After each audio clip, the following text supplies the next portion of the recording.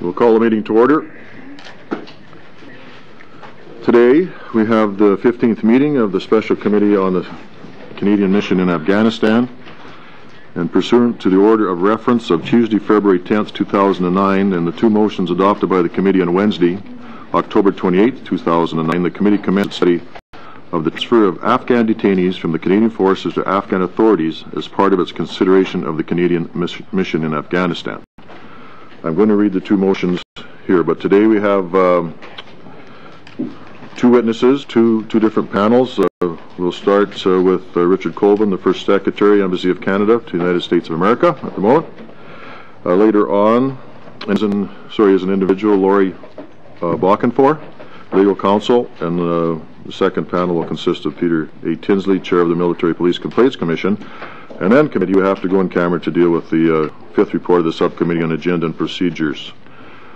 So the motions that I referenced in the opening state this: that the committee review the laws, regulations, and procedures governing the transfer of Afghan detainees from the Canadian forces to Afghan authorities, including Section 37 and 38 of the Canadian Evidence Act, and that the committee report its findings and recommendations to the House of Commons. That was moved by Mr. Beauchamp. Mr. Dewar, motion passed. That the committee hold hearings regarding the transfer of Afghan detainees from the Canadian forces to Afghan authorities. So those are the two motions under which the committee will operate today. Mr. Colvin, welcome, sir. Go ahead. I have a short point of order to begin. And earlier today, Mr. Desange referred in an interview to documents before the Military Police Complaints Commission, and that he had knowledge of them.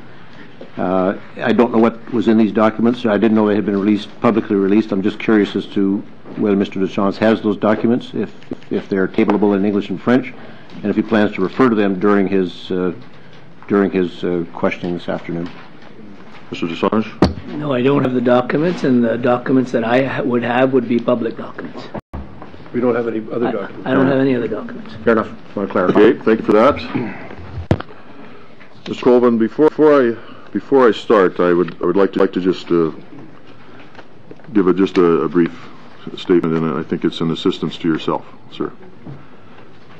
Before we proceed with our hearing today, I wish to inform the witness that members of the Subcommittee on Agenda and Procedure of the Special Committee on Afghanistan met on Monday, November 16th, 2009, in order to discuss a number of important issues concerning our hearings. It is the desire of the whole committee to thoroughly examine issues surrounding the transfer of Afghan prisoners. As Chair of the Special Committee on Afghanistan, and on behalf of all of its members, I'd like to inform you of the following. Should a witness appearing before this committee believe that their response to a question from a member might in any way compromise national security, endanger our men and women serving abroad, or damage international relations, then he or she should say so immediately. In a case such as this, I will then, as Chair, ask the witness to briefly explain their concern and offer the opportunity to answer that question in camera at the end of the session. Do you understand, sir? Thank you very much. Okay. Usual procedure is you give an opening statement, and then we go into rounds of questions from the committee. Are you ready to proceed? Yes, sir. Thank you. Go ahead, sir. Thank you, Mr. Chair, and thank you to the committee for convening this session. I'd like to thank the committee for its interest in this important issue. In this public setting, I will do my best to shed light within the limits imposed by my professional obligations, such as protecting the confidentiality of sources. Cette présentation durera environ 15 minutes, mais après... This presentation will last 15 minutes, and then I will be prepared to answer your questions in French or in English. I joined the Department of Foreign Affairs and International Trade in 1994. I've had 5 overseas assignments in Sri Lanka, Russia, the Palestinian territories, Afghanistan, and now in Washington, D.C. Afghanistan was therefore my second Islamic posting and third insurgency. I spent 17 months in Afghanistan, first as a senior DFATE representative at the Provincial Reconstruction Team, or PRT, in Kandahar, and then for over a year at the Canadian Embassy in Kabul as the head of a political section and chargé d'affaires, that is, the acting ambassador. In these capacities, I was responsible for a large number of issues, including getting additional Afghan police and soldiers to Kandahar to relieve Canadian forces, development issues, counter-narcotics, coordination with our NATO allies, the UN and the Afghan government, and security and intelligence files. Detainees was only one of about 15 major issues that I worked on. My primary focus was on improving the effectiveness of our efforts so that we had a better chance of achieving our goals. I volunteered to go to Afghanistan. Canada's objectives are noble: to help bring peace, prosperity and hope to Afghans after 30 years of war and the repressions of the Taliban. I'd like to start with two general comments. First, Afghanistan was an extraordinarily difficult environment. Canada had not fought a war since the Korean War 50 years earlier, and had not fought a counter-insurgency since the Boer War 100 years ago. Insurgencies are the most complicated, demanding and subtle of wars. There are vital geopolitical and security interests at play in Afghanistan. Kandahar is the most important province in the whole country, and, most important, lives are on the line. Canadian lives and also Afghan lives. Afghanistan is not some bureaucratic exercise. It was therefore critical that we approach this daunting challenge with seriousness and also humility, and with a willingness to listen, to learn and to adjust. Second, I was very proud to have served in Afghanistan alongside the courageous and professional men and women of the Canadian forces, including Canada's military police. The focus of our attention, in my view, should not be on those who obeyed their chain of command, which soldiers are obliged to do. Instead, any responsibility for Canada's practices toward detainees lies, in my view, with the senior military officers, senior civilian officials, and the lawyers who developed the legal framework, designed the policies and practices, and then ordered that they be implemented. What was the nature of our detainee system in Kandahar? Perhaps a good place to start is to compare our practices to those of our principal NATO allies in southern Afghanistan, the United Kingdom and the Netherlands. Excuse me. What we were doing differed in 5 crucial respects. First, we took and transferred far more detainees. As of May 2007, Canada had transferred to the Afghan authorities 6 times as many detainees as the British, who were conducting military operations just as aggressive as ours and had twice as many troops in theatre. And we had transferred 20 times as many detainees as the Dutch. Second, we did not monitor our own detainees after their transfer. Again, unlike the British and Dutch, Canada's Memorandum of Understanding on Detainees, signed by General Rick Hillier in December 2005, had no provision for our own officials to follow up on what happened to our detainees after they were handed to the Afghan Intelligence Service, the NIS, National Directorate of Security.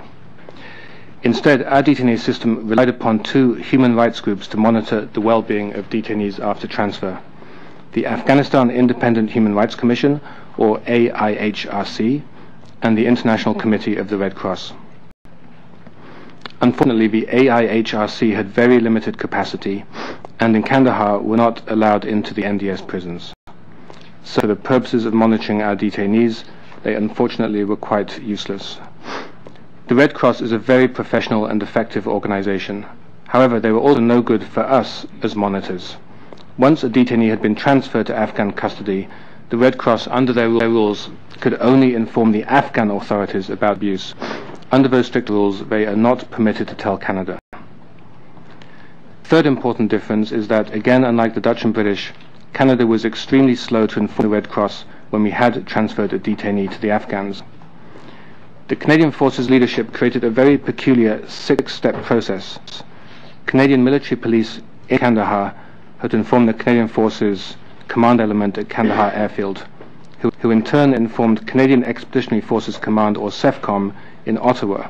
CEFCOM would eventually inform the Canadian Embassy in Geneva, who then informed Red Cross headquarters in Geneva, which finally was able to notify the Red Cross mission in Kandahar.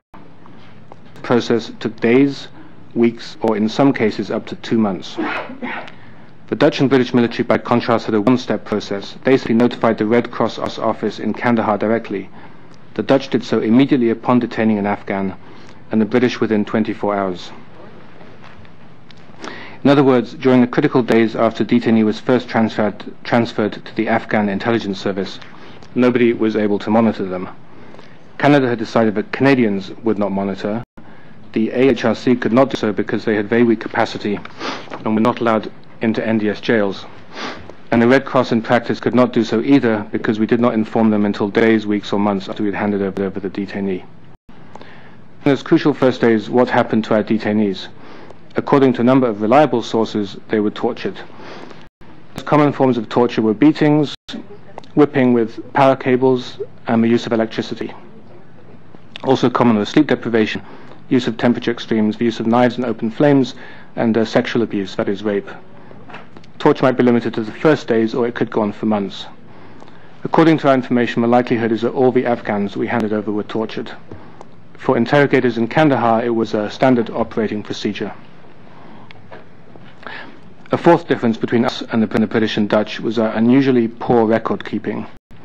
This had serious consequences. When the Red Cross was finally informed that we had transferred a detainee, not only had a lot of time passed, but the information the Canadian force had taken was so limited that the Red Cross was often unable even to locate our detainees. Another consequence was that we ourselves did not know about the fate of a given detainee after transfer. Was he still in detention? Had he been released? Had he been transferred to a third party? Had he died under torture or been executed? We had no idea.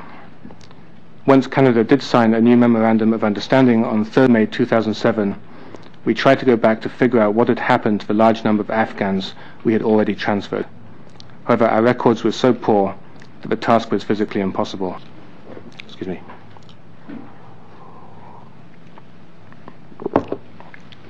A concrete example. June 2006, an Afghan woman came to the PRT in Kandahar. She had 3 young children with her, including an infant of 6 or 8 months who was listless and visibly sick. The woman's name was Fatima.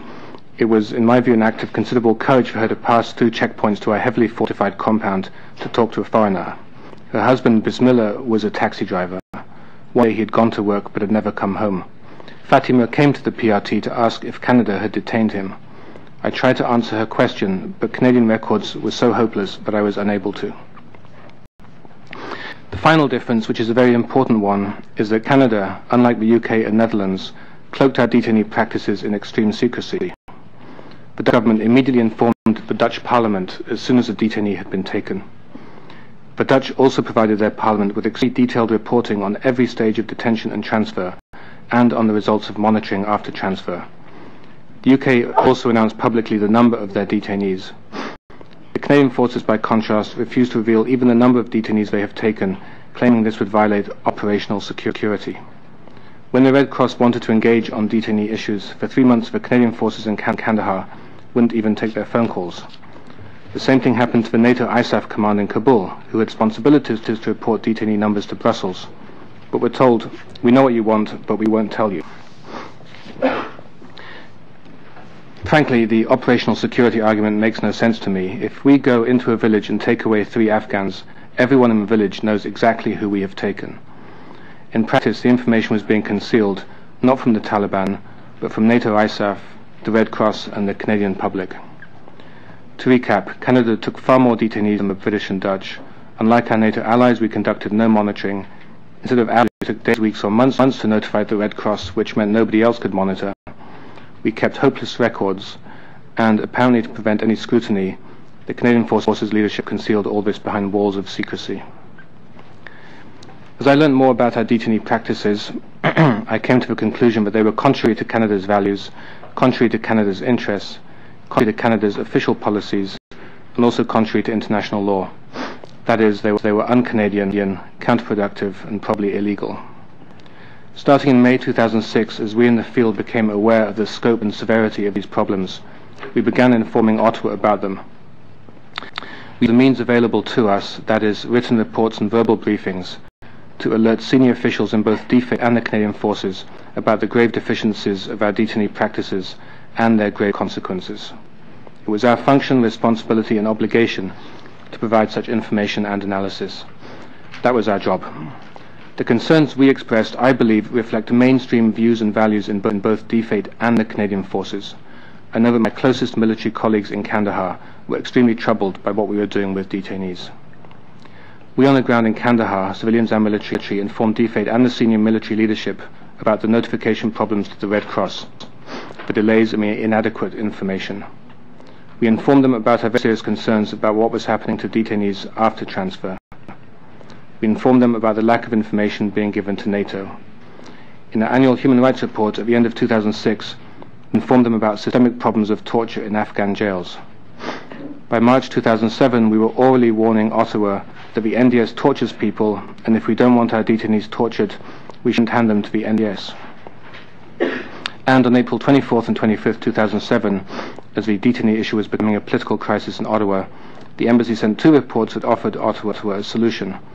To protect our detainees from being tortured, we should adopt the British and Dutch approach, that is, take responsibility for our own detainees, monitor them ourselves, and establish a robust, aggressive and well-resourced monitoring mechanism that would guard our detainees from further risk of abuse.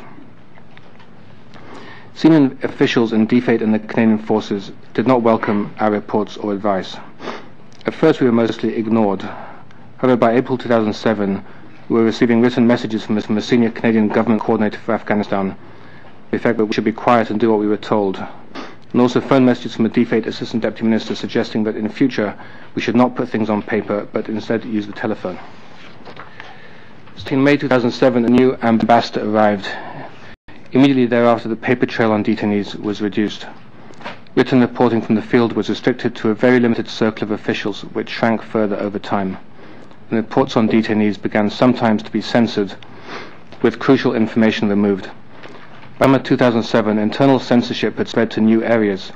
For example, we could no longer write that the security situation in Afghanistan was deteriorating, even though everyone knew that it was.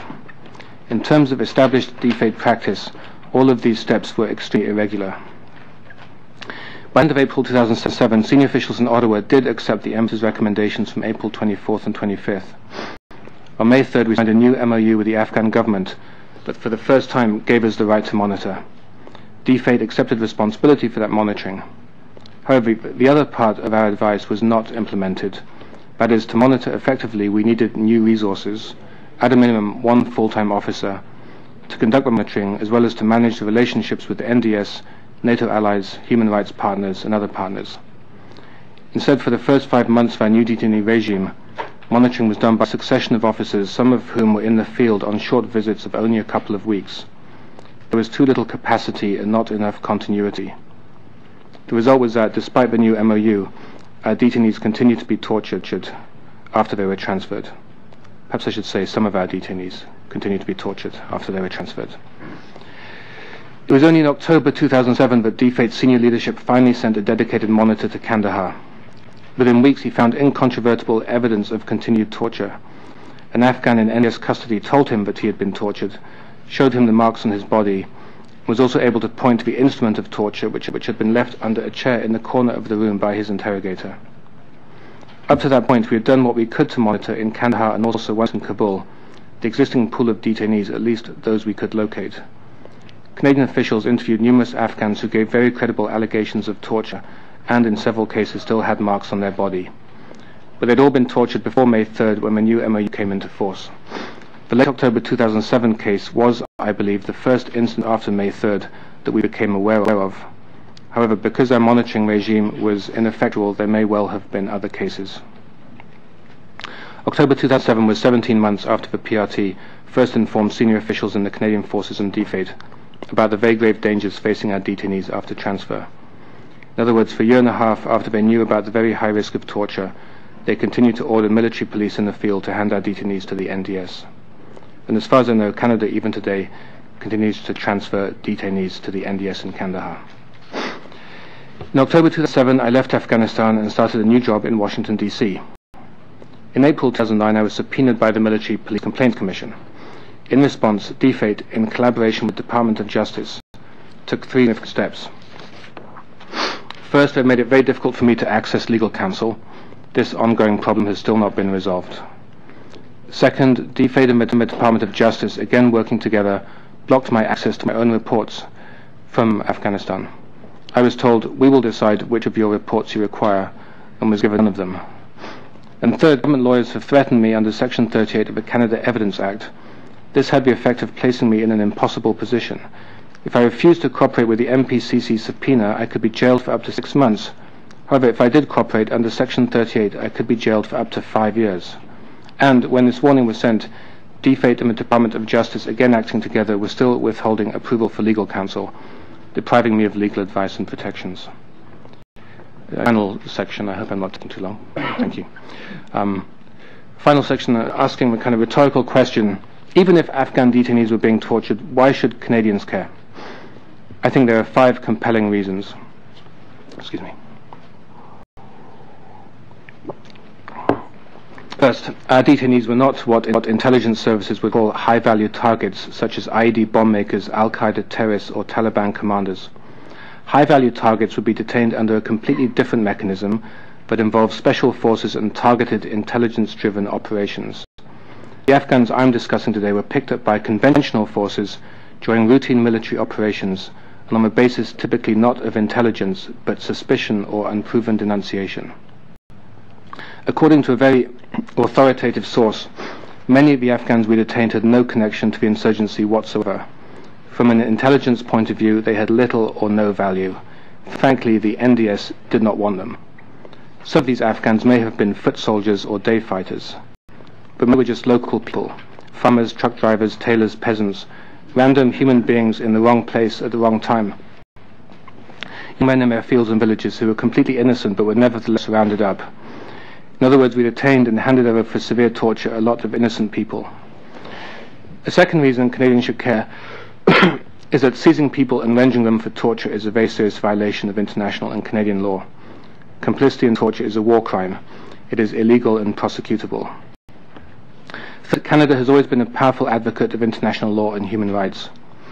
That is a keystone of who we are as Canadians and what we have always stood for as a people and nation. If we disregard our core principles and values, we also lose our moral authority abroad. If we are complicit in the torture of Afghans in Kandahar, how can we credibly promote human rights in Tehran or Beijing? Fourth, our actions were counter to our own stated policies. In April 2007, Prime Minister Stephen Harper said publicly that Canadian military officials don't send individuals off to be tortured. That was indeed our policy. But behind the military's wall of secrecy, that, unfortunately, is exactly what we were doing. And finally, even if all the Afghans we detained had been Taliban, it would still have been wrong to have them tortured. The Canadian military is a proud and professional organization, thoroughly trained in the rules of war and the correct treatment of prisoners. I'd like to quote, if I may, the authoritative military manual on counterinsurgency. It says that the abuse of detained persons is immoral, illegal, and unprofessional. Torture and cruel, inhuman, and degrading treatment is never a morally permissible option, even if lives depend on gaining information.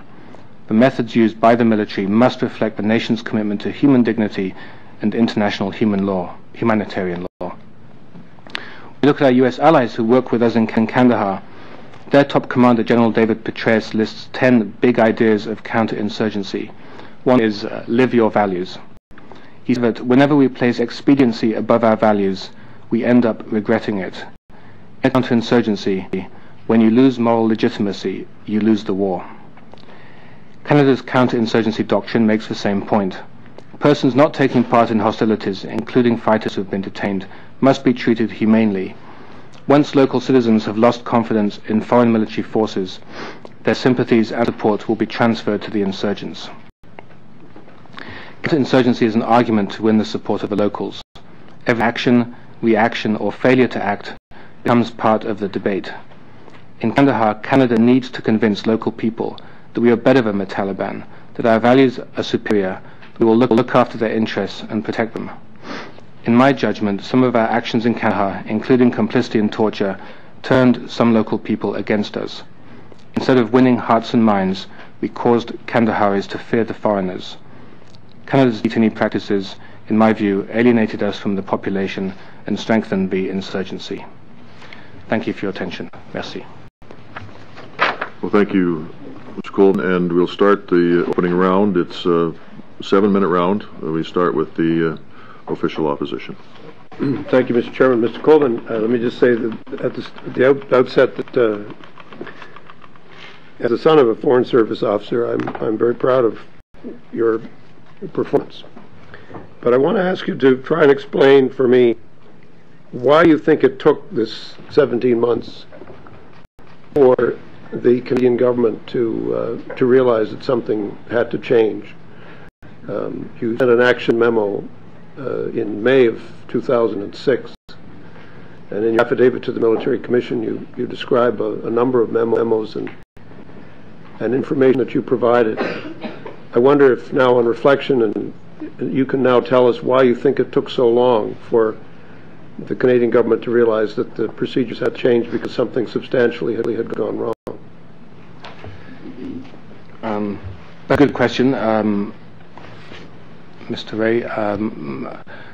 There's perhaps two parts to it. I think at the beginning in 2006, so our first reports were in May, June 2006. The Canadian effort in Afghanistan was somewhat a bit disorganized, a bit under-resourced, and a little bit disjointed. So the military was very strong in Kandahar, but CEDA and DFATE was more strong in Kabul. And it to me that the military wanted to run things the way they wanted them to be run. They weren't very interested in civilian input, and there was a resistance to outsiders, DFATE people or others, telling them things they didn't want to hear. I think they had a system in mind which they had created, and they wished to continue that system. And at the same time, DFATE had not yet come to terms with the scope of the challenge in Afghanistan. Not resourcing the effort sufficiently. There are very few of us in the field, and at senior policy levels, my feeling in 2006 was there was no real champion. There was no one really you could turn to who would fight these kinds of issues. And in terms of personalities, my impression talking to people was that General Hillier was quite a dominant figure, and there was a reluctance to take him on, I think, at senior levels. But on these issues, I'm giving you kind of impressionistic answers because it wasn't always clear to us in Kandahar, Kabul, what was actually happening at those senior levels. But the sense was in 2006 that across a gamut of issues, there was not much response to problems. Who told you, or not to discuss issues, or not to keep sending bad news to Ottawa? Yeah, that was after. That was a bit later in 2007. That was the era of David Mulroney and Colleen Swords phoned to suggest not to put things on paper anymore. Before that, the tenor was set quite early. I think David Mulroney first came out in March of 2007. After, I believe, our human rights report had been leaked and published in the Globe and Mail. I mean, I forget the sequence, but there was a redacted version which was released, and then the full version was published. And Mr. Mulroney in March 2007 suggested we be very careful about what we put in our next human rights report. And from that time on, I left in October 2007, there was a strong emphasis, which was reinforced to us, that things were best done on paper, and reporting, if it was sent, should be to a very limited number of people. And certain of the most sensitive items were removed before they were even sent. I'm going to share my time with Mr. DeSantis. You have 3 minutes left, Mr. DeSantis. Who reinforced that message of secrecy? It was Mr. Mulroney's choice ambassador, which was Arif Lalani. And Mr. Lalani reinforced that message of secrecy? Yeah, he was sort of managing it in the field. To your knowledge, sir, would your memos and would these directives, would your memos be known to Peter MacKay, to your knowledge? I'm afraid I'm unable to answer that question. Who else in the PCO or PMO or in the, other than Mulroney or Arif Lalani, who else knew about the allegations of torture that you had been reporting about? Well, on the military side, General Hillier and General Gauthier. On the civilian side, Mr. Mulroney, Margaret Bloodworth, Colleen Swords. Those are the sort of senior people who seem to be handling this issue. And remind me, Margaret Bloodworth was the Special National Security Advisor to the Prime Minister. That's correct. I just one more question. Did you ever have a chance to visit Asadullah Khalid, and did you know anything about what he was involved in? Yes, I had lots of information on Mr. Khalid. Can you tell us? I believe so. In this forum, I'm protected from libel. He was known to us very early on, in May, June 2006, as a unusually bad actor on human rights issues. He was known to have had a dungeon in Ghazni, his previous province, where he used to detain people for money, and some of them disappeared. He was known to be running a narcotics operation. He had a criminal gang. He had people killed who got in his way. And then in Kandahar we found out that he had indeed set up a similar dungeon under his guest house. He acknowledged this when asked. He had sort of justifications for it, but he was known to personally torture people in that dungeon. So on a range of issues, governance, security, human rights, he was a serious problem, and there were efforts made to have him replaced, but those efforts were not successful. Were you ever present in meetings in Ottawa, or even in Kabul or Kandahar, where there were political people like the ministers or SETCOM people who were listening to you and stopped taking notes? Do you think that was as a result of the directive that had been issued to not talk about torture? I'm not sure. At least at first, I didn't get the sense there was well, maybe in the military there was a directive. I think it was seen as a very sensitive issue, and people didn't really want to engage, and there were certain things that they didn't want to hear. There was one episode that I found quite surprising. In March of 2007, I happened to be in Ottawa. I went to an interagency meeting on detainees. There was maybe 12 or 15 people in the room from Amnesty and the BC Civil Liberties Association. So it was obvious this issue was going to be a serious problem. And I felt that perhaps I hadn't been clear enough in conveying to people how bad it was. So I said, look, the NDS tortures people. That's what they do. And if we don't want our detainees tortured, we shouldn't give them to the NDS. And I was a bit taken aback to see the SEFCOM note taker stopped writing. She didn't write that down, and then she put her pen down. So the official records of that meeting, I think, would not reflect those comments. There are episodes like that that suggested that there was some information which was seen as too hot a potato, and no one wanted to be responsible for grasping that hot potato. Thank you, sir. We're out of time on that yes. session. Moving to Mr. Bichon, 7 minutes, sir. You will need your translation device unless you understand French perfectly. Ok, vous êtes capable? Très bien. Ben, d'abord, Monsieur Colvin, je veux vous féliciter. First of all, Mr. Colvin, I want to commend you on your testimony. It is very brave of you. Above and beyond that, it's quite explosive, it has to be said. You are confirming our worst apprehensions on the culture of secrecy, and on the fact that we ourselves as parliamentarians had serious doubts that there was torture. And I wonder, first of all, I was wondering if you followed the House debates on the questions that were asked daily of the various ministers regarding torture.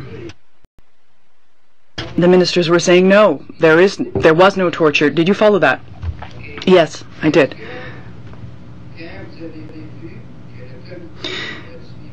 When you saw that the committee was going to carry out its own investigation, were you relieved? Not really relief. I would say it's a good subject for an investigation. It seemed to me that in Afghanistan, within the executive, it was very difficult for us to solve these problems. You sent reports to Ottawa, to various departments. Can you tell us how many reports you sent to which departments? Well, I have a long list of reports on a number of matters. But with respect to the detainees, about 17 or 18 reports, yes. And I sent them to practically everyone. At first, 75 people? 75 individuals or organizations. In the military, it would be the heads rather than the individuals. In May 2007, the list was much shorter. But in 2006, I could send them to anyone.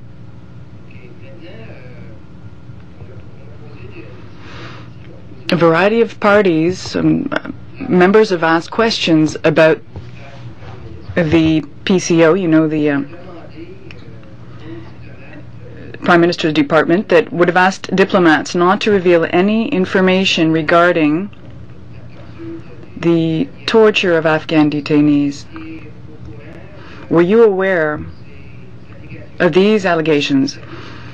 Did you know whether Privy Council issued an order stating that nothing should be sent to anyone?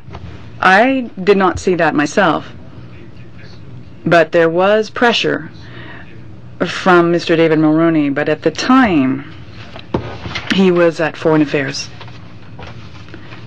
He was in number 2 at Foreign Affairs. But on the other hand, he was the coordinator, and he spoke as though he were at PCO. It came from him as far as I was concerned, but if he received any orders, I'm not aware. Now, you were referring to the military's wall of secrecy. Do you not have the impression that this culture of secrecy is spreading to the elected politicians responsible for the mission in Afghanistan? To some extent, I would agree. That's not exactly what the military was saying at the political level, but I know that with respect to the security situation, they were providing analyses that were too optimistic, that did not appropriately reflect the situation as it existed in Afghanistan. There were situations. One of my colleagues, an ambassador, said something a bit more negative, and the military were upset with him. Yes? Yes, there were times like that. It does happen a fair bit in the military. There is a success-oriented mentality. You have to win. So they're somewhat used to overemphasizing the success. Overemphasizing the success, does that mean what? Not really to mention torture because it would be counterproductive within the public opinion in Canada. So we have successes, but we hide the negative side from government. Is that what you're saying? Yes, I think so. Do you really believe that the defense minister, when he says that he has not seen Mr. Colvin's documents, and when the other ministers say, no, there was absolutely nothing, do you not think that they, to some extent, are also involved in this culture of secrecy? And even if there were allegations, I believe a minister, a self-respecting minister, has to inquire to see if that is really the case. But it seemed to me that the ministers of the Crown sort of wash their hands of that. Do you share my view on that? That's a very difficult question for me to answer. It's quite possible that General Hillier may have asked, and may have decided not to speak of the matter with the minister.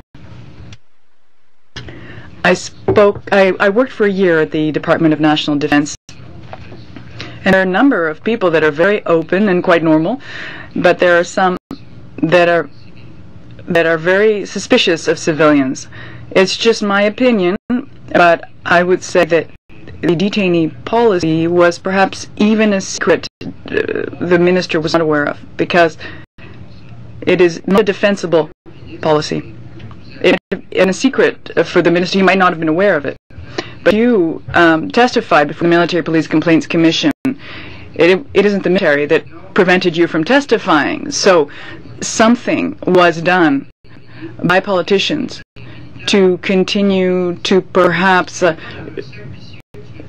what was happening, just like the military were trying to do.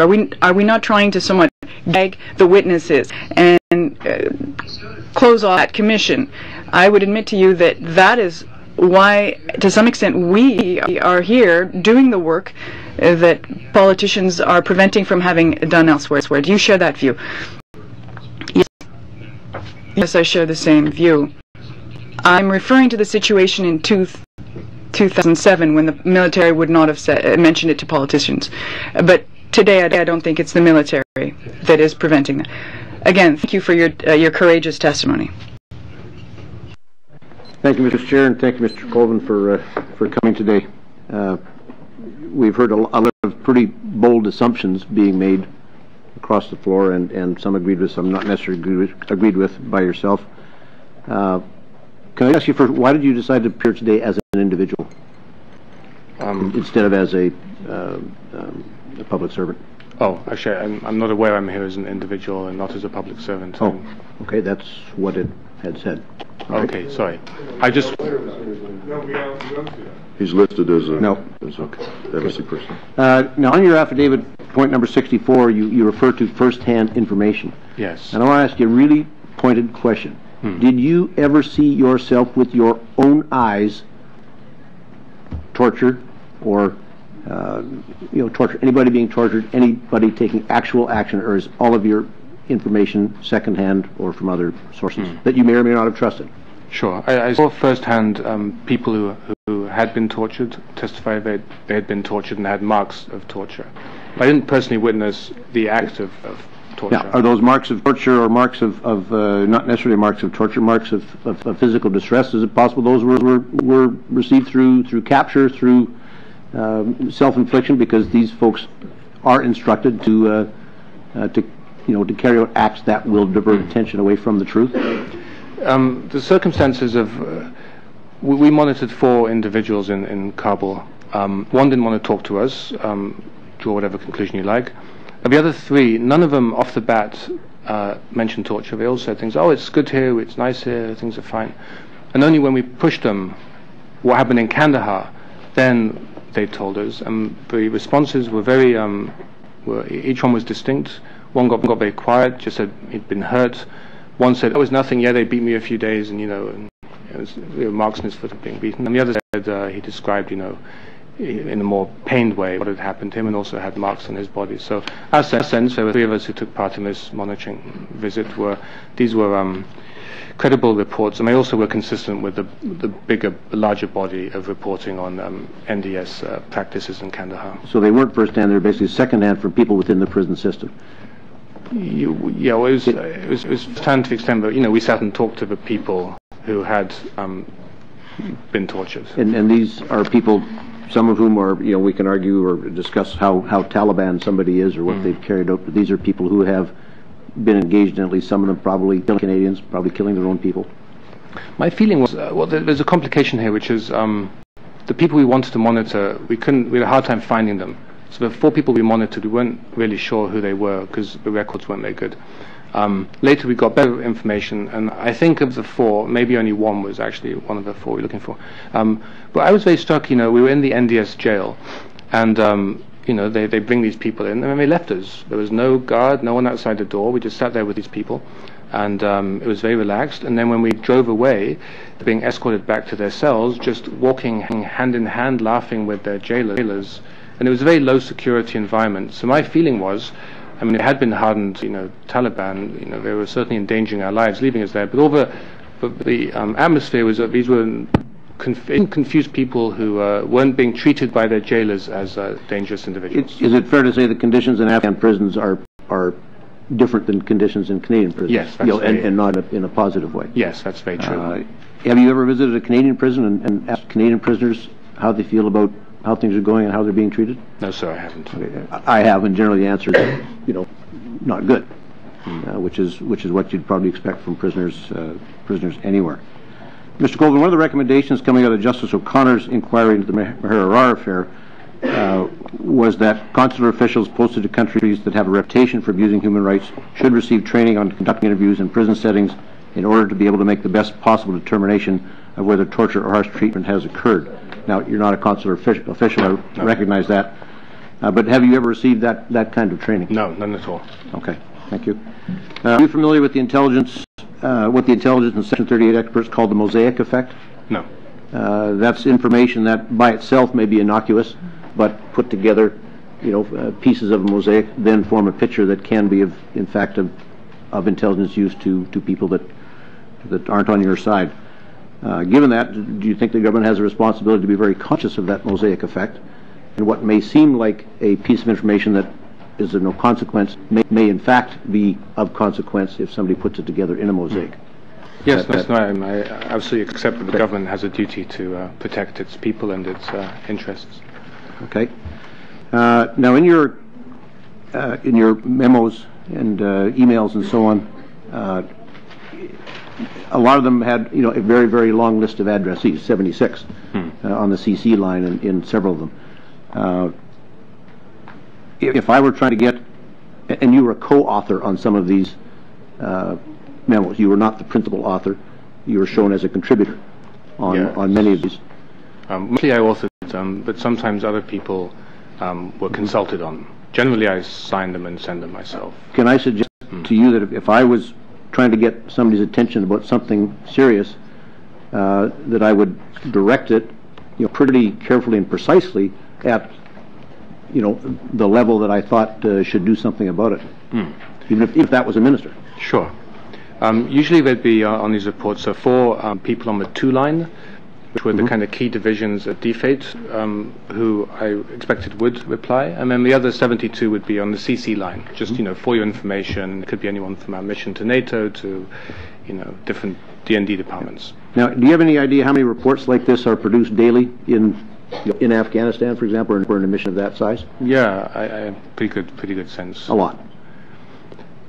At the time, this may be surprising, and I was surprised. There were very few of us in the field, and so the volume of reporting was actually quite modest. Now, if you look at the numbers, certainly the list would be longer, but maybe it would be on the order of twice as much. The civilian side, the military produces a lot of reporting. I'm sure there's a great volume which comes out of the military side. Now, in many of these reports, there's a wide variety of topics covered. It's not just one topic. There's not just, a report on alleged torture. There's a whole bunch of topics covered. Is it fair to say that, somebody getting one of these, I'll call them an omnibus communication, might, if it's something not standing out, might say, okay, it's relatively routine. Yeah, most the way I report, I think most of my colleagues report is usually you do. It does have quite a specific subject, and the subject matter refers to that. You would have some sort of omnibus topics at a meeting which have dealt with a lot of issues, but the ones on detainees usually dealt only with detainees and were quite narrowly focused. Okay, just about out of time here. Okay, well, okay, that's too bad. What I really want to just point out is that a lot of your, or all of your, really evidence that you're talking about, none of it is actually first-hand. It is coming second-hand from prisoners who are trained to give false information. That's what they do. That's the way they're trained. It's come second or third-hand from other colleagues, people who have received information which was probably second-hand to them as well. So there really is nothing here that is actually first-hand. Sorry, Laurie, we're out of time, and that's why I apologize. Mr. Dewar for 7 minutes. Thank you, and thank you to our witness. Thank you, Mr. Colvin, for appearing before us and finally shedding some light on a topic that many of us have tried to get more light shed. I want to go to the question around Mr. Asudullah Khalid, the governor of Kandahar. You had grave concerns about him. You laid out why you had grave concerns, and you passed your concerns on to whom about him? So those were passed on orally and some in written reporting. And to the up the chain of command, so to speak? Yes. Okay, so the same recipients of the emails that you had sent out? Yeah, not usually such a big distribution. It's usually more tightly focused. And when did you first let it be known that you had concerns about him? That's a good question. I don't have most of my reporting from the PRT, okay, but I believe I wrote on it from the PRT, so that would have been probably June of 06. Okay. And then certainly in summer of 07, summer of 06 and past. And yeah, so he stayed around for a little while after you had raised your concerns about him. Yeah, he was there when I arrived in April 06, and he was still there when I left in October 07. And we know that Mr. Bernier had been present in the region when he was still the governor, and we know that there was concerns around him at that time when Mr. Bernier, in fact, raised concerns. Do you have? Can you share with the committee any feedback that you'd received from your memos, and I'm thinking of one that was initialed, titled CAND, so KANDH 0029. Did you receive any feedback on that memo, and specifically from the PCO? I did get feedback on that one. It came from DFATE, and it doesn't mention PCOs having been consulted, but there was CEFCOM and some other divisions in D&D, and then 3 divisions in DFATE. And just for purposes so people will know what generally speaking was in that memo. Actually, sorry, that was 0029? Yep. You say, yeah. That was about these the notification issues with the Red Cross, the delays and the inadequate information. So they were having a hard time finding out detainees. So they were a little bit unhappy about that. So you had told them that we have concerns about monitoring detainees, that there's this long period of time elapse, and you had let them know that you were concerned about this, and they basically said. This one they did reply to, and they said, "Oh, there's some, of course, we respect the ICRC; they have an important function. There was just some mix-up. People were out of the country and didn't get the phone messages, and we're a little bit surprised at the tone of the message. And we're going to fix it. And here's the contact information, the contact person for the Red Cross to get these problems solved." So it was actually, at the time, I thought this would take care of the problem, but it didn't.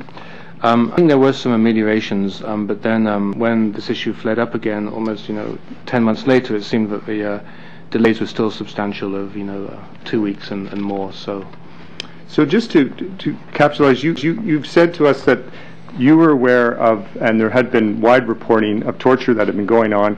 We're talking about sexual abuse. We're talking about the use of various instruments to torture prisoners after being handed over. That we had exponentially more prisoners being handed over than the Dutch or the British, and that we had no way of tracking them that you were confident in. Is that correct? Yes. And you let people know that? Yes. And people such as Mr. Mulrooney, Mr. General Hillier knew that?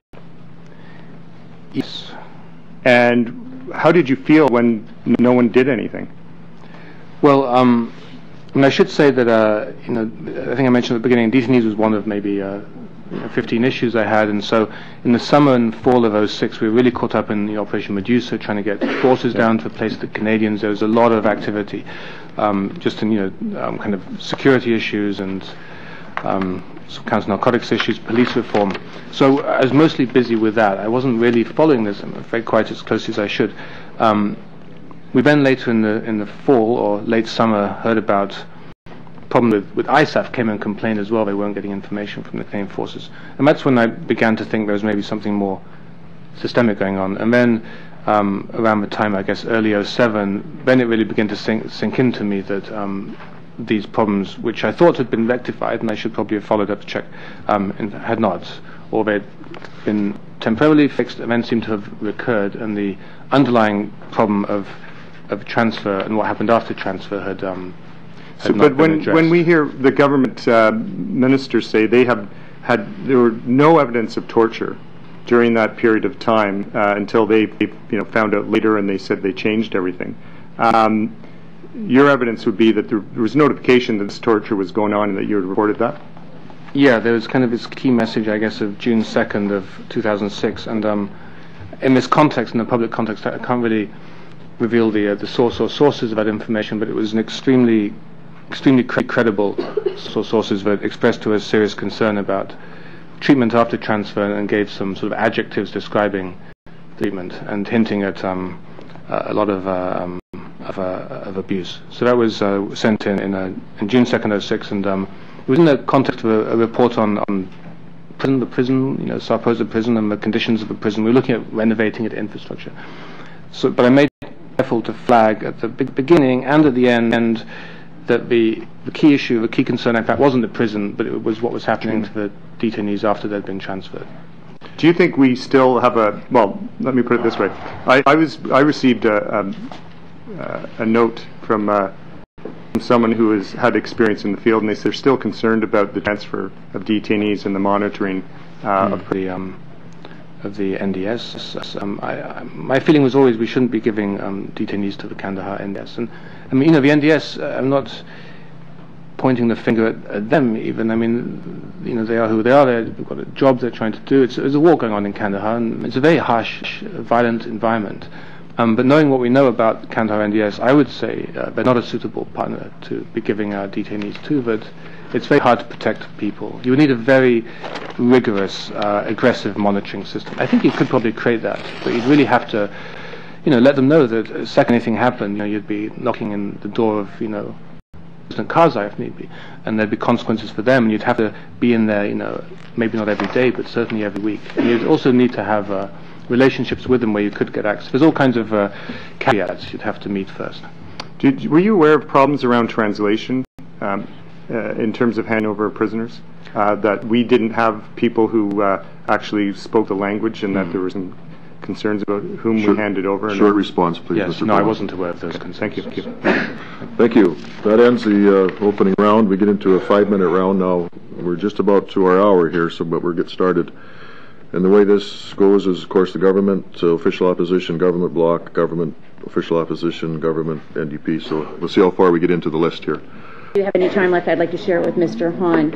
And through you to the witness, insurgents are practiced in the dissemination of false information and propaganda exercises.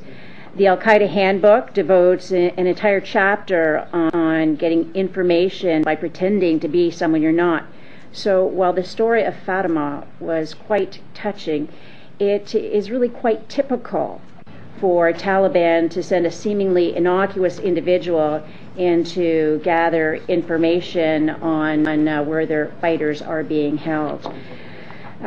In fact, this entire exercise of attempting to draw a link between the Canadian forces and prisoner treatment without a shred of evidence is playing right into the hands of the insurgents, which is the departure of security forces so that the Taliban can retake Afghanistan, to return it to training terrorists, forcing the people to grow opium to fund that illicit activity.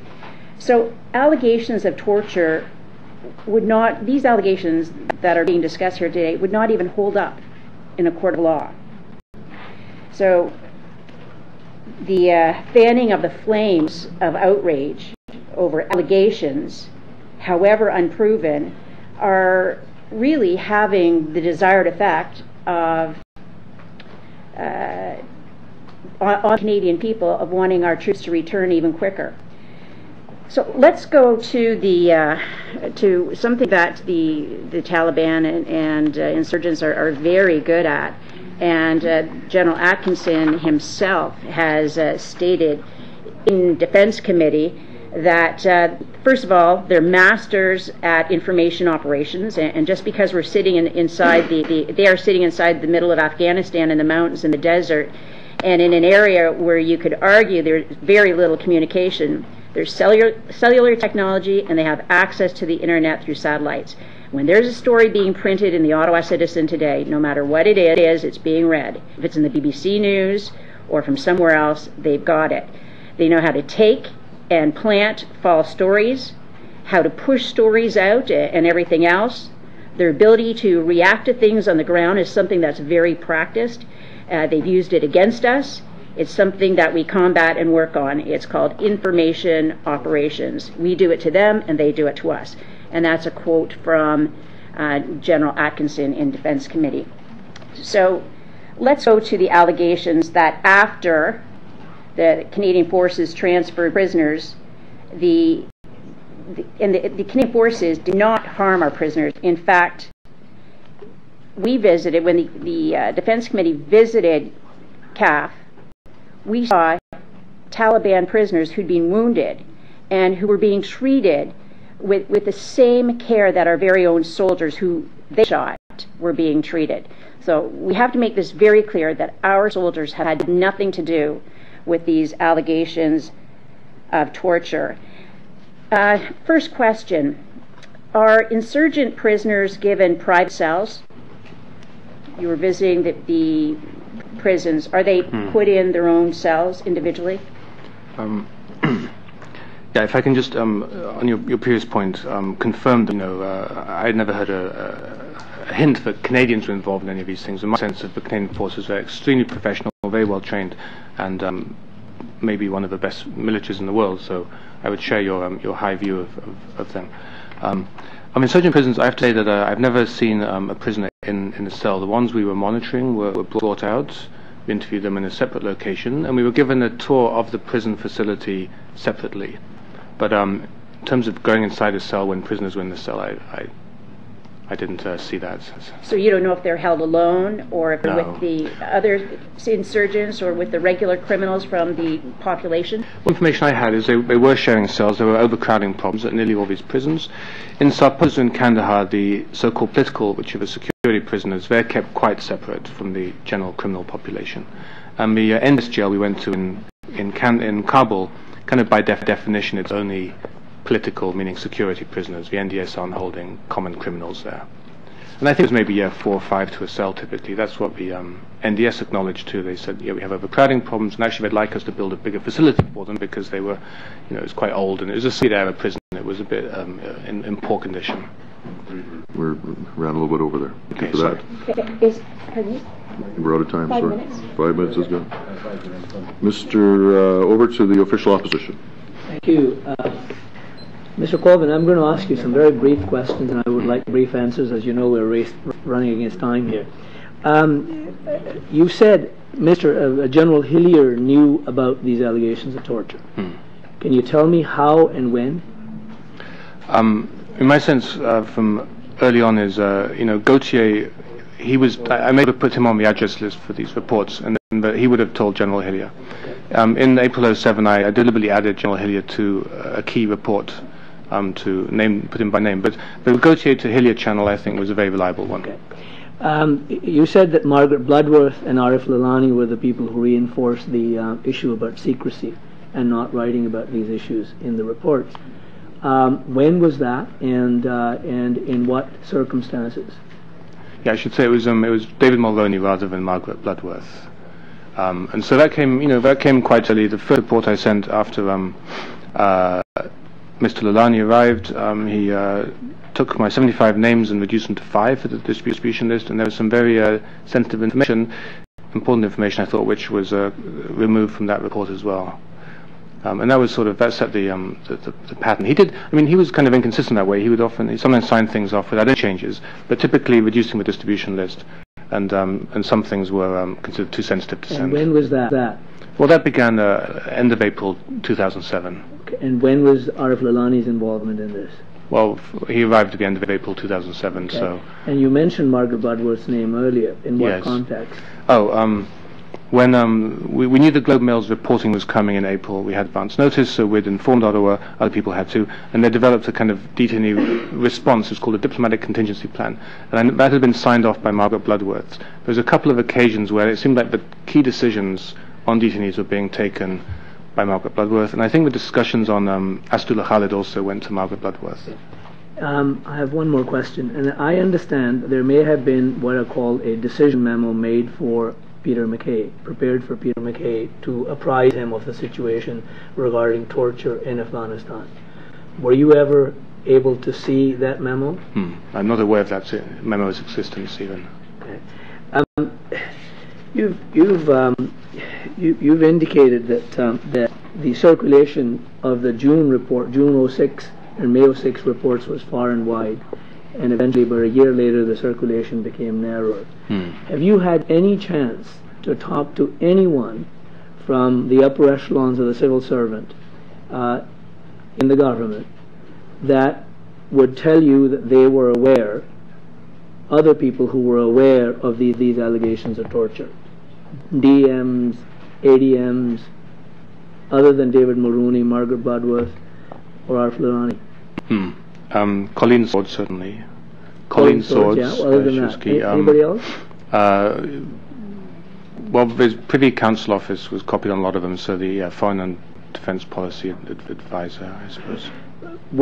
Did you ever talk to Margaret Bloodworth directly? I don't remember if I talked to her on these issues. Okay. Not that I recall. Okay.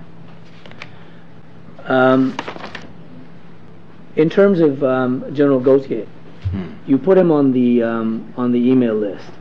Did you ever talk to him personally? Yes, I talked to him quite a few times. And you talked about the allegations of torture, about your concerns? No. Why not? Oh, he's quite a difficult guy, General Gauthier.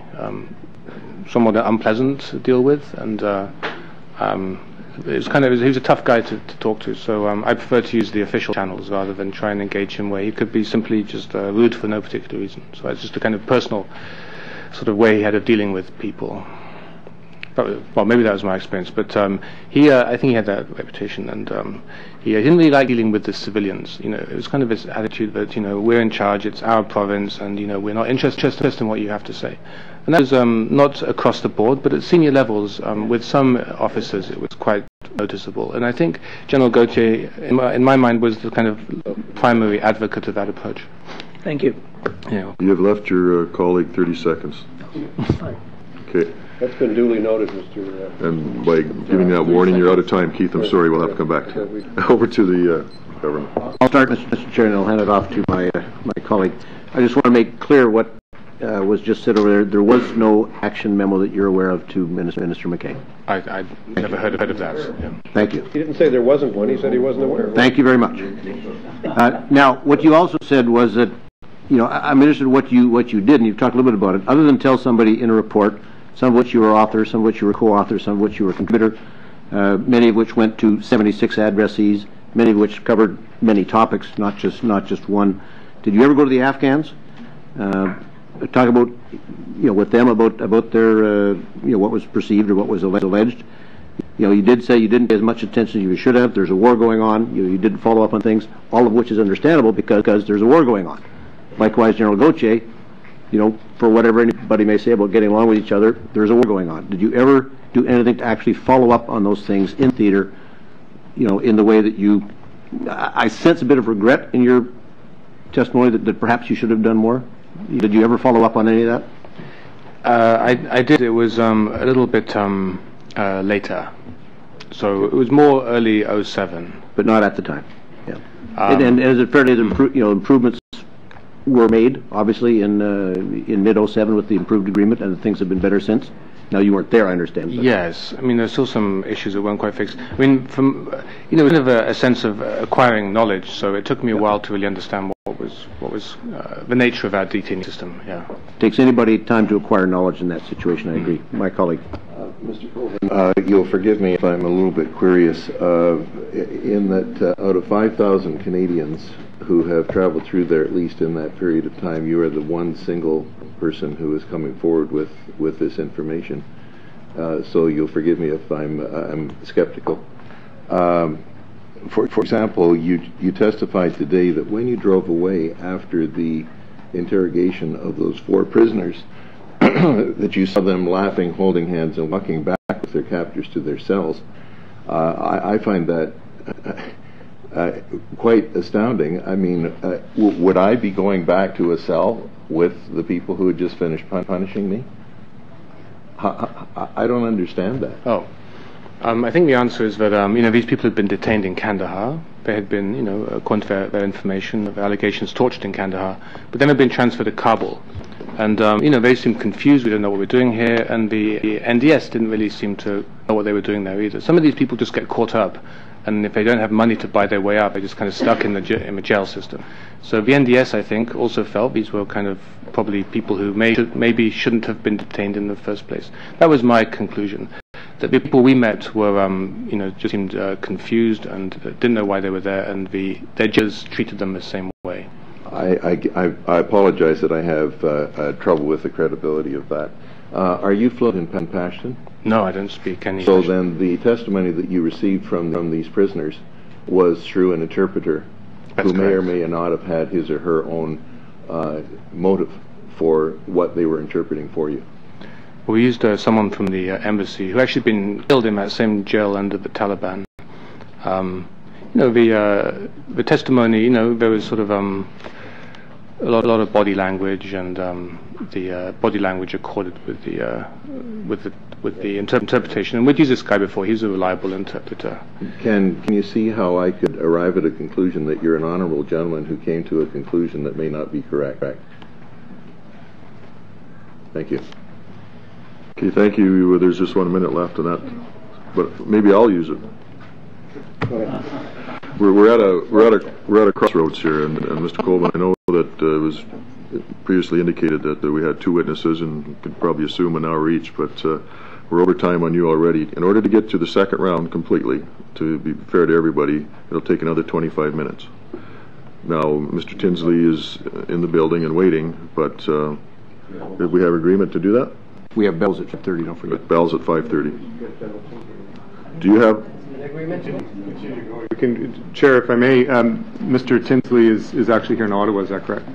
He's situated here in Ottawa? He's in the building. Yeah, no, but I mean, he works here. Yes. So I would move that we continue with Mr. Colvin, as he is in Washington, and I'd like to continue with him for Well, it would take 25. It would take 25 minutes. I don't even know if Mr. Colvin's available. I haven't asked him that yet. He's at your disposal. So you're fine. Mr. Tinsley here now. That was the agreement that was reached by the steering committee, by this committee. I suggest we follow on with the plan that we all agreed to. Well, we're over time on this session already. So, Chair, if you recall that if we're going to talk about, he's referenced steering, and we usually don't, but he has. We said that we'd use as much time as we need for Mr. Colvin. Up to an hour and a half is what we said. Well, the way the committee gets to decide that. We're not there yet. Anyhow, I understand. So I'll stop talking. We can continue on with our witness. okay. Well, Up to 5 o'clock is fine. we will proceed then with 5 minutes for the block. 5 minutes for the block. My turn now? As far as I can tell, yes. Okay. Okay. D'abord. Right, well, first, Mr. Colvin, questions were asked a few weeks ago about the bills to your lawyer, the lawyer that's here with you. She seems like a fine young lady who certainly does not work for free.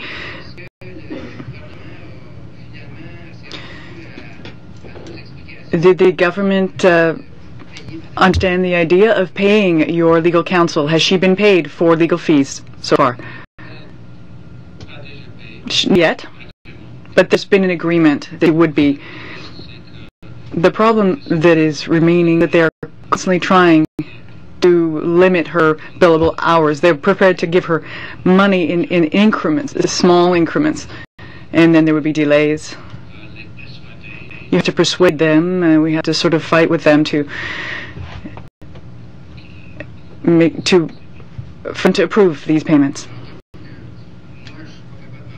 All right, well, I can't really prevent myself from thinking that not only were the soldiers not cooperative in sending the information to the elected people, but the elected representatives are not cooperating in that they don't want you to testify, in the sense that they're just your lawyer is only being paid in increments, and then there's an attempt to discredit you in the end. Is my interpretation, do you think it could be a valid interpretation of the facts? Yes. Mr. Colvin, can you tell us? Did the government approach you in some way to ask you not to speak to the Military Police Complaints Commission, but elsewhere, speaking to the media or members, or what happened here today? We were ordered not to do this type of thing? Yes. Section 38 of the Commission. This section also rules in this committee. That is what I hold. Well, in fact, Section 38 of the laws of the Evidence Act was something that we wanted to refer to. There were discussions with General Watson regarding legal recourse to assess the legality of measures. But before this type of committee, there is some protection. Mr. Chairman, for the benefit of the people listening to us, it may be easier for the government to close down a commission and stop it from proceeding than to stop a parliamentary committee from proceeding, and this is why we are forced to do this here. So we're pleased to be able finally to get to the bottom of things. I must say that I am convinced that Canadian soldiers and forces did not torture Afghan detainees. You are a specialist in international law. You are a diplomat.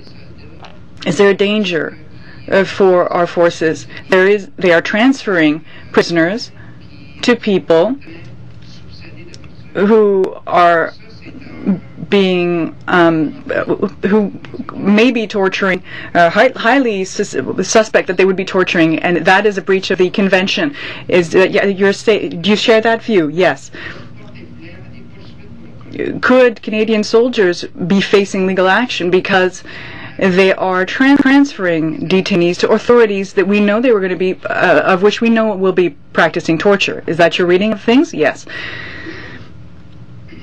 Now,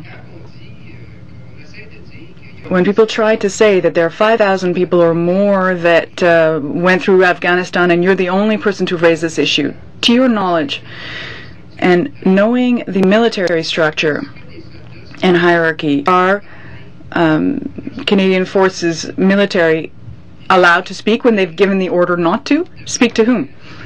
Speak to the media, speak to individuals. I've seen torture or cases of torture, for instance, when they are told not to say this, when they've been given an order not to. Do you think they can do that, even despite the order? I think it is difficult for them because the information goes this way through the hierarchical, yes, very rigid structure. I can say whatever I like, but they cannot send this information. So there is a process that limits the information that can go up towards superiors. Are you the only person to have raised these allegations of abuse, or have there been other diplomats around you that have said, I can't keep quiet about this and I have to issue reports? Were there others than you among the Canadians? Mainly myself, with the colleagues. With colleagues. Which colleagues? How many colleagues? Very few. There are few of us. Four that supported your report.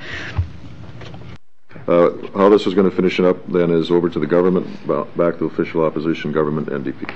I'm going to start and then hand off to my colleague, Peter. Mr. Colvin, are you a specialist in international law? No, I'm not. Thank you. So, contrary to what Mr. Béchamp said. When did you first visit the prison? Do you remember the date? Yeah, it was May 13th or 16th of 2006. Okay.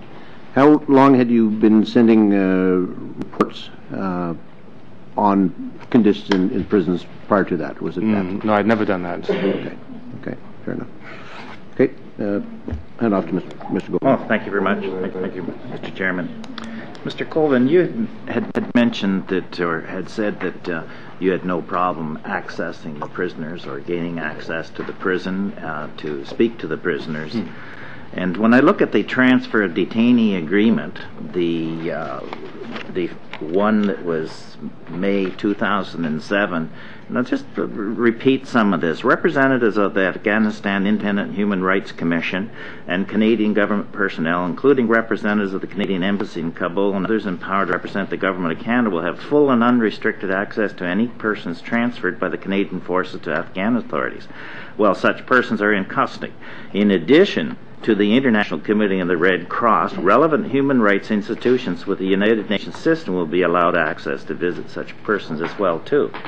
And that's very plain as to having ready access by many groups and organizations to the prisoners. So I suppose that I find it incredulous too that with all of those facilities having access to the prisoners, that some information hasn't come through in the reporting. And when I look at your comments here too on your reports on it that you've been sending in, and it talks of risk of torture or actual torture, but here we've just had the discussion that what it might possibly be, as you say, it might not have been torture, it might have been other forms of injury. And the suggestion was we don't know whether they were in solitary confinement or in individual cells, if they're in the population as a whole, certainly there are hazards to that too from other prisoners. So all the way through on here you talk about first-hand reports of torture, yet through the discussion here it's really like second or third-hand reports of torture. And you have said yourself that you haven't specifically seen anybody being tortured, but you see the marks or signs that you believe might be torture. But then again, they might not. So, you know, with all of these differences of opinions on here, I still have to go back to the basis that I find it difficult to understand why you, as being the only person who can see through all of this, and no other organization has come down through it with like comments. Well, on the issue of awareness, yeah, most of my information was from other institutions who were the experts, and you know, without naming names, you know, there were some human rights organizations, but also some intelligence services we would meet with and discuss these questions with them. And you know, that's kind of how we do our job as diplomats. So the trick is to find the authoritative, you know, most credible organizations, and then you know, find out what information they have, and then you know, can develop a picture of events. So the one monitoring visit I made in Kabul is really just for me a small kind of anecdotal reinforcement of this bigger pattern.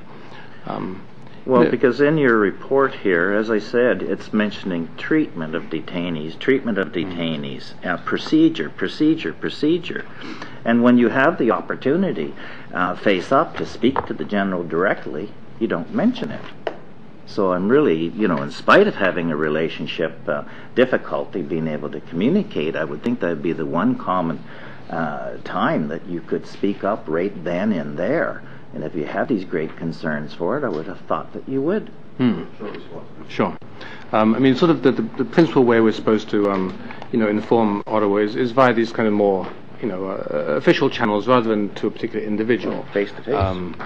I mean, yes, relations with General Gautier, unfortunately, were not very good. If it had been different with other generals, for example, General Grant, very easy relationship, and certainly with him, I would have felt no compunction with raising it. So that was just kind of a personality issue. But you know, primarily, the other disadvantage with the verbal oral report is there's no real paper trail, and ultimately it's a whole system with many parts. So I wrote the reports to kind of reach different elements of that whole system. You can see where Thank our you. concerns are. Thank you, Mr. Golding. Thank you. Yeah. Mr. Martin. Chair, I used to actually be a guard and a physician in a jail, and I never saw anybody tortured in a Canadian jail, nor any allegations, but that's another matter. Mr. Colvin, you're a credit to our Foreign Service, and thank you very much for being here and your erudite testimony. Ministers often come through Afghanistan. Did you have a chance to meet any ministers of the Crown and actually express what you've expressed here to them? No, I didn't. I met several ministers, but I did not raise these issues with them. Did you hear anybody else raising these issues to them in your presence? No, not in the meetings I was at. When the names were reduced from your list from 75 to 5, do you remember what those 5 names were? Sure. I've got the. You're interested? Yes, in please. Yeah.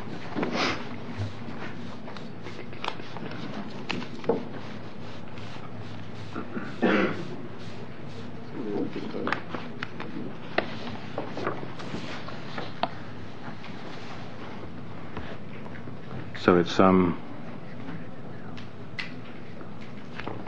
director at FTAG, the Afghanistan Task Force, is David Maloney's deputy. Do you want the names or just the position? Just the position. Yeah, Afghanistan officer at PCO, and then 2 addresses in Kandahar Airfield, the PRT. Thank you. Did you ask why this was done, why they were reduced? Yeah, it was very sensitive, and they didn't want it going to a wide circle of people. Over time, I myself was removed from a distribution list for these messages. Yes. And you mentioned also that the lawyers, government lawyers, had threatened you. Can you elaborate on that? Well, this is, I guess, my interpretation. So I'd been subpoenaed to the MPCC, and at first the government's lawyers told me, you're free to go for this pre-hearing interview, there's no problem, it's entirely up to you. I got a July 28th letter saying that. So I said to them, fine, I'll go on September 1st. And 3 days later, they hit me with this Section 38 thing, where if I did go, I could be charged under Section 38 and possibly jailed up to 5 years for meeting kind of legal obligation to assist the MPCC. So I took that. I guess I interpreted that as a threat. But it put you in an untenable situation. Yes, I felt so. To go, you would be penalized. To not go, you'd also be penalized. Yes, that's correct. Was this information expressed to the Minister of Defense at all in any of your memos or missives that this is what had happened to you? With the current with respect to what the untenable situation you've been put in? No, I've been writing to my Deputy Minister, Mr. Len Edwards, with some of my concerns about that, and to the Department of Justice, Mr. Prefontaine is the key person there. Okay. Thank you very much. Thank you, Keith. Over to the government and then finish up with the NDP. Thank you, Chair. And Mr. Colvin, you're an experienced diplomat. Experienced diplomats get to deal with difficult people all the time. So I'm a little concerned about why you wouldn't, regardless of personality clashes, have been more forceful with General Gauthier. And also, if you had met a number of ministers at various times over there, why didn't you raise the issue with them? You said you didn't. Why not? That's a good question. And I didn't copy ministers typically on my reporting either. Generally, when a minister comes in, your job is to make sure they have a nice trip. It's a tough environment. I would go to meetings and write reports on their meetings, but I wouldn't really insert myself into their lives or their business. And it would be a bit inappropriate, I think, to come and ruin a minister's visit by saying, "Hey, do you know people are getting tortured with electricity over there?" You know what? I'd suggest that ministers are there to do a job, and yes. If I was a minister and something was that serious or you were that serious about it, then I would expect you to come and tell me about it. So I have to cast some incredulity on that. Give it to Mr. Abbott. The 4 transferees that you interviewed, were they captured by Canadians? I don't know. You don't know. Don't you think that's important? Oh, it's very important, yes. But it's... Okay, hang on a second. You were telling us that you were interviewing 4 detainees who had signs of abuse, and you don't even know if they were detainees that had been put into the system by Canadians, much less do you know that they received those signs of abuse through torture. And we're supposed to take you as being credible. I find that's amazing, sir. That's absolutely amazing. Yeah, I wonder if you've arrived at the conclusion that you wanted to arrive at. You said earlier, a pointed tool of torture that was left in the corner under the chair by an interrogator.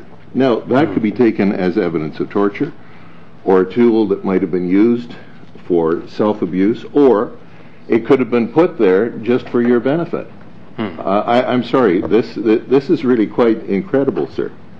Yeah, the October one, I should say, I wasn't there for that, so I just heard about this monitoring visit. The problem we had in Kabul was the information we were given was so hopeless. We went to the prison and we said, we're looking for these 4 people.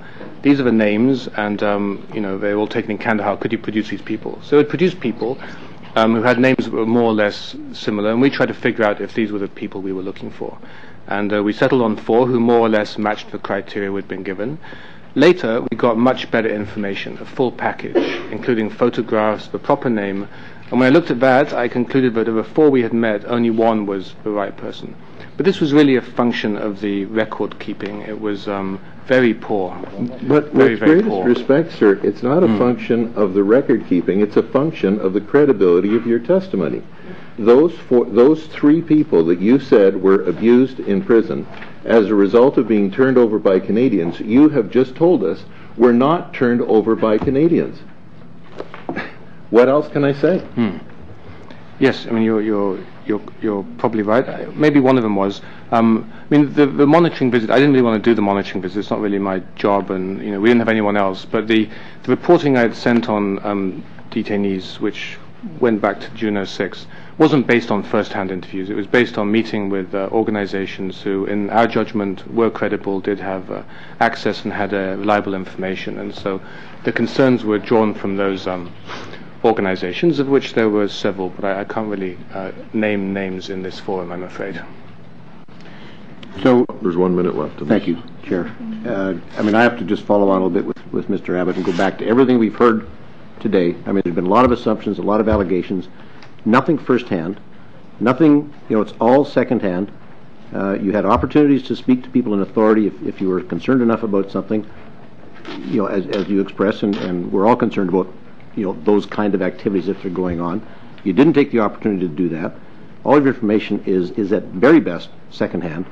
So I really do have to question, as my colleague has done, whether this is really credible testimony in the direction that people want to take this. So, Short comment response. on that or not, but I'm a little bit skeptical.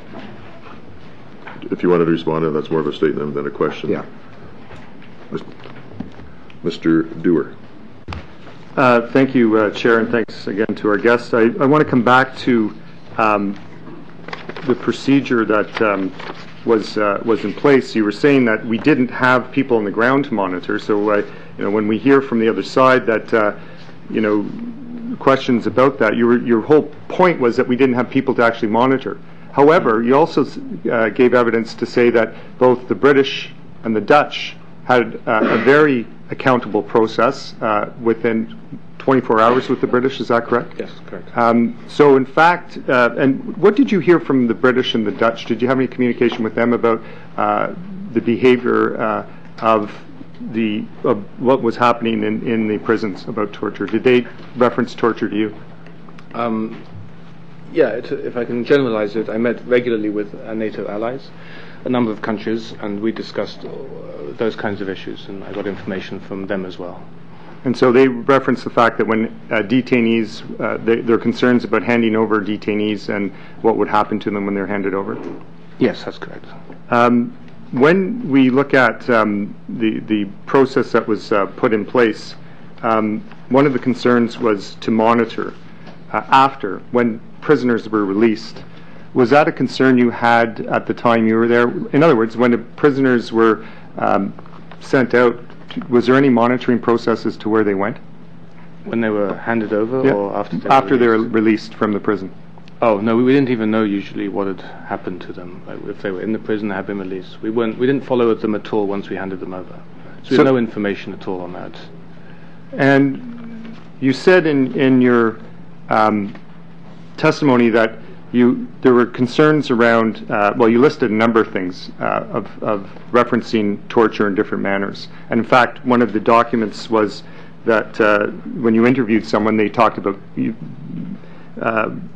how they were treated. You asked them, and when we asked about this person's treatment, he said that he was hit on the feet with a big wire and forced to stand for days. He had marks on his back and ankles, etc. You noted that there was a red mark on the back of his ankle.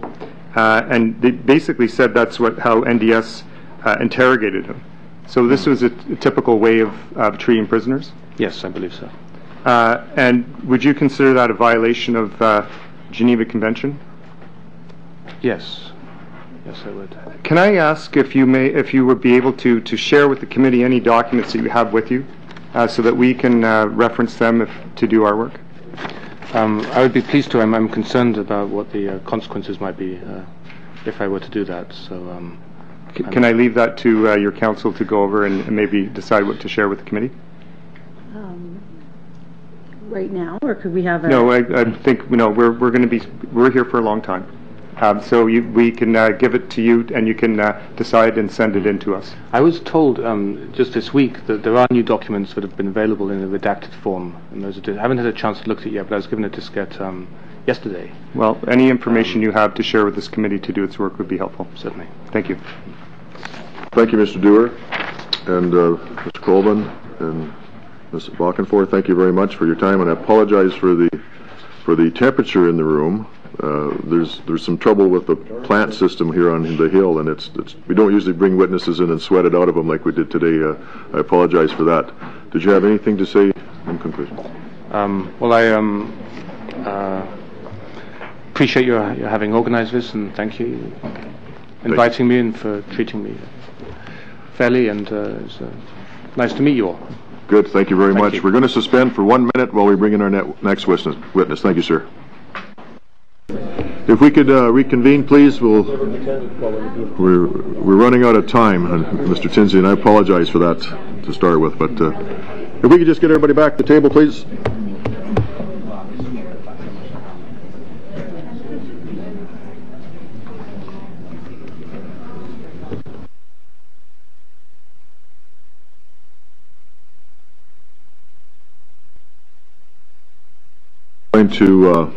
We're going to start, sir, whether some of them are ready or not. And I first of all want to apologize on behalf of the committee for keeping you waiting and carrying over. We have bells at 5:30. So, do you have a prepared statement? Yes, I do, Mr. Chair. Do you have any idea how long it'll take us? But no more than 9 or 10 minutes. Okay, and then we'll see how it works out after that for you. But, sir, just to make it official here, you are the chair of the Military Police Complaints Commission, and you are here at the request of the committee, and we appreciate you being here. We will turn the floor over to you to make your opening comments, and we'll see how much time we have for questions after that, sir. Thanks for being here. Mr. Chairman and members of Parliament's Special Committee on Afghanistan, good afternoon. I'm pleased to respond to your invitation and to assist as I may be able the committee in its work pursuant to its motions of October 28, 2009 concerning the treatment of detainees of the Canadian Forces in Afghanistan. As you are aware, the Military Police Complaints Commission has been engaged in the investigation of complaints concerning the treatment of detainees by the military police of the Canadian Forces since January 2007, when the first such complaint was received from Dr. Amir Ataran. Through the clerk, I have provided a chronology, and I hope that you've received it, a chronology of the history of the Commission and, more importantly, these complaints and the decisions related thereto. I hope they may be helpful to you. The first complaint filed by Dr. Ataran was resolved through a public interest investigation, and the file was very recently closed following the reduction of the redactions to the original report and the re-release of the report. A copy of that re-released version may be found at tab E of the additional materials provided to you this afternoon.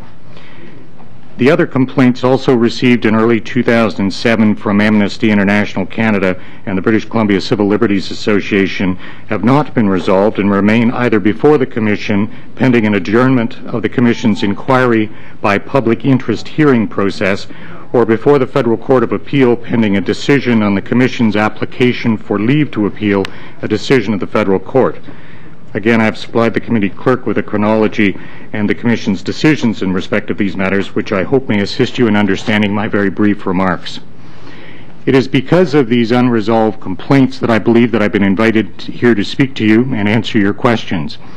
It's also because of the state of these complaints, still as said in the process of the Commission's inquiry or before the Federal Court, that I may have to be restrained in what I may say in response to your questions. That is, restrained out of respect for and to maintain the integrity of these processes. I am currently presiding over a panel conducting hearings into the complaint that remains before the Commission and have a duty to act fairly in respect to the parties, including the requirement to speak about matters specifically before the Commission only through the decisions of the Commission. I hope that you will understand. Given the constraints upon me, perhaps I can briefly and appropriately elucidate the present situation of the Commission and its inquiry process by recapping and paraphrasing some concluding remarks that I've made previously following delivery of the Commission's decision to adjourn on October 14th this year. The matter of the treatment of detainees by the Canadian Forces in Afghanistan by Canada's military police has, particularly given the notorious experience of some other nations in similar situations in Iraq and Afghanistan, and our own recent history in Somalia, attracted much public attention across our country and internationally. There is clearly an expectation of answers in respect to the complaints filed with the Commission. As I've said before, the concerns raised by the complaints are serious in the interests of what have been referred to as the victims or potential victims of the treatment in question. They also potentially call into question the honour and professionalism of Canada's military police in discharging their solemn duty to uphold the rule of law within the Canadian Forces, even in the midst of Canada's most substantial military engagement in half a century. As an agency specifically created by Parliament in the 90s to provide greater accountability following the tragic experience in Somalia, wherein the outstanding efforts of so many of the Canadian forces were nationally and internationally stained by a few, and more particularly by a lack of transparency regarding the events in question, the Military Police Complaints Commission very much regrets the delays occasioned to its inquiry process in these matters, and to leave the public record, as it is at this time, replete with more questions than answers. When I speak of the public record, I am not, to be sure, speaking of the Commission's evidentiary record in respect of its hearing. As at this moment, very little evidence, quote, evidence, unquote, is actually before the Commission in the context of the formal proceedings of the public interest hearing. Nonetheless, over the past 2.5 years of the preceding public interest investigation and other inquiries preliminary to these hearings, certain information has come to the attention of the Commission that moved the Commission to convene its hearing process and underscored the importance of the inquiry. Some of that information is indeed already in the public domain and much published. The danger and difficulty of all of this is what I will refer to as information, is that it is incomplete and or untested in a procedurally fair and thorough manner, respecting the rights of those involved.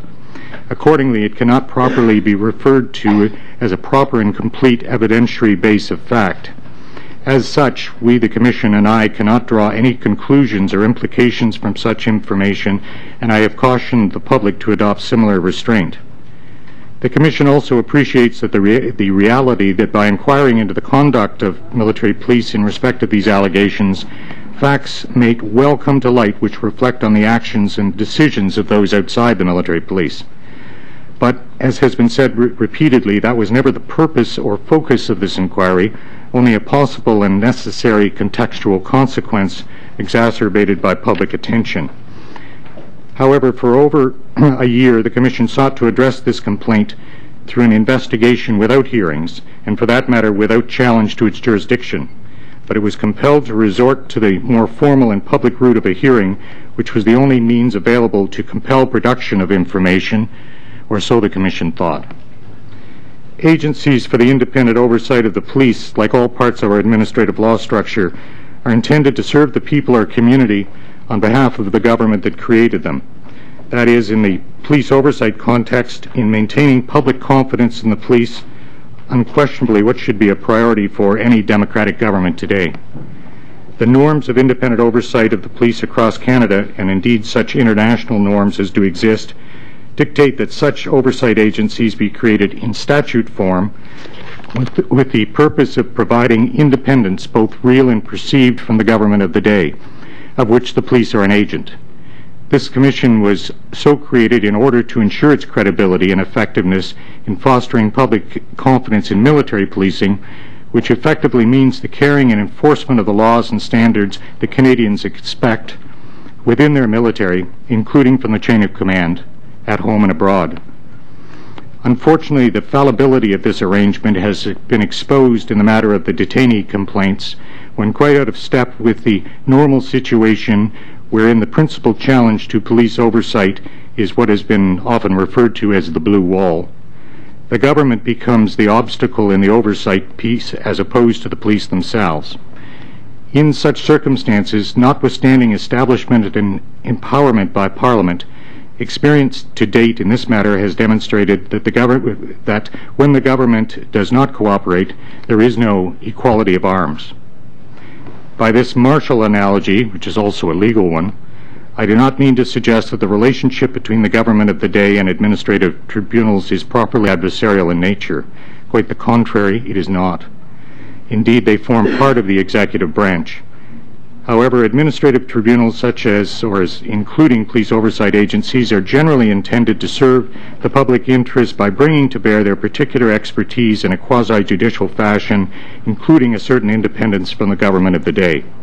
But while they are often imbued with court-like powers, they do not have the same degree of independent authority as the judiciary, and are intended to provide more informal, expeditious, and expert forums for dealing with specialized matters. However, the intended value of administrative tribunals is rendered for naught when they are confronted by the need to rely on the courts to give effect to their mandates, with all of the associated costs and delays associated therewith. a result likely not intended by Parliament when establishing such agencies. It would seem that some of the key lessons of the Somalia experience, from which I've already said this Commission arose, wherein accusations, whether well-founded or not, were fueled by a lack of transparency, have not been learned. Oversight of military policing, like military policing itself, presents a number of unique challenges. The Commission's goal throughout this process has been focused on one overarching objective: to ensure public confidence in the integrity and professionalism of military policing and the rule of law. Again, I very much regret the additional delay occasioned by the present adjournment in rendering this service to the Canadian people, the complainants, and indeed to the military police personnel involved, who continue to live under a dark cloud of unproven suspicion. However, for the duration of my appointment, I can assure that the Commission will continue to be committed to resolve these matters as soon as possible and in the public interest. Thank you, Mr. Chair. Thank you, sir. Now, committee, we have a quandary here. We have 10 minutes left before the bells ring. Do you want to start into the questioning? You're not all going to get a question. I would suggest, just make a suggestion that we not proceed with questions today. I think we'll all feel dissatisfied with having one question and not being able to pursue a line of questioning. I know it's been frustrating for Mr. Tinsley, and I appreciate his having come here. But I think the best thing to do would be for us to come back the next time and proceed with questions at that point. I just think we're just not going to get we're not going to have a satisfactory exchange for anybody, and I think it's better if we do that. I haven't discussed this with my colleagues, so I don't know what anybody thinks. That would be my view. Mr. Tinsley, would that opportunity present itself for you? If you're talking of next Wednesday, Mr. Chair, I will appear. I will advise you that I'm traveling this weekend to Brazil to speak at an oversight conference and get off a plane at noon next Wednesday. Okay, well, but I will appear. It probably, I think we're almost set up for next Wednesdays when we have some confirmation of witnesses, so it might, I'm not sure when we can work it in, but we'll have to... yeah, we'll work it in. I think it's important Do we have agreement on that? We're agreed, yeah. I don't think we won't get to anyone besides one questioner anyway, so let's do it another time. Thank you, sir. Appreciate you being here, and we'll be in touch. We got your opening comments. Yeah, his staff person was saying he adjourned.